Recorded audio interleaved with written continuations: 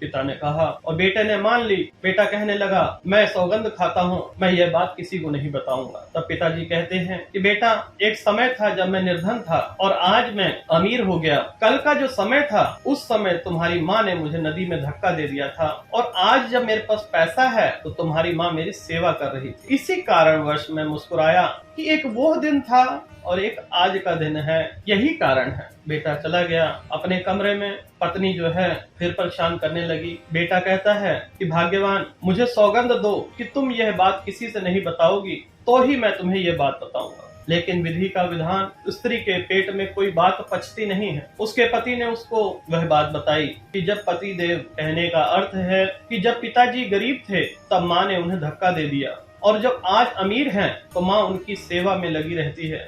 नौकर चाकर सभी हैं। इसी बात से पिताजी मुस्कुरा रहे थे। अब बहू को पता तो चला।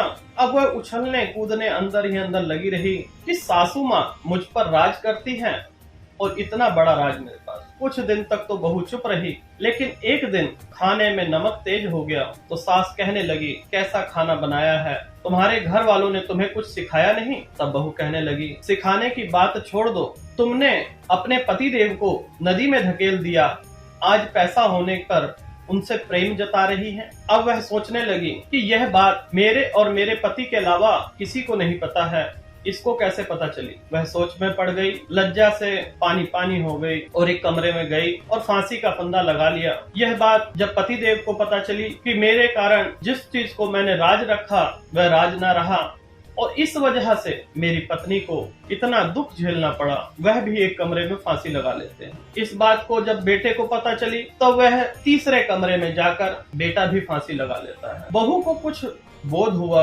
विवेक जागा और वह सोचने लगी कि जरा सी बात हुआ है, किसी के जीवन में होता भी है, लेकिन वह राज में पचा ना पाई। मेरे सास ससुर, मेरे पति, सभी लोग यह संसार छोड़ दिए, तो इस संसार में मेरे रहने का क्या कारण है? तत्पश्चात बहू भी एक कमरे में जाकर फांसी लगा लेती है। तो इस कथा से आपको क्या सीख मिली? जो शब्द रूपी बाण है वह घर संसार बना भी सकते हैं और घर संसार बिगाड़ भी सकते हैं। जो एक राज था सालों तक, वह जब बाहर निकला तो उसका किस प्रकार से उपयोग किया यह आप देख चुके हैं। इसलिए भक्तजनों, जब भी आपको कोई वार्तालाप करनी हो तो सोच समझ कर कीजिए, क्योंकि जो शब्द है वह कभी लौट कर नहीं आते। सबके जीवन में कोई ना कोई राज होता है।